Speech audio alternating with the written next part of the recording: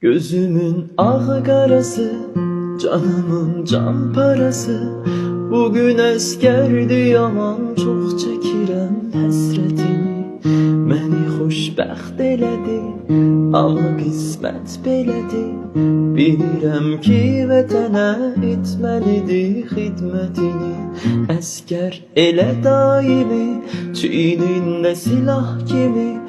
Düz ölünce daşıyar yarının məhəbbətini. Sevirik çox özü də, Kərim Allah bizi də. Bilirəm qovuşdurar, yazar gözəl qismətini. Bilirəm ki, çox sevir, papağı bir də çevir.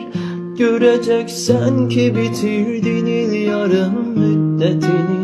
Olmaya gözleri yaş, yuxusunda göre kaş. Benzeden saçlarıma her gecenin zülmetini.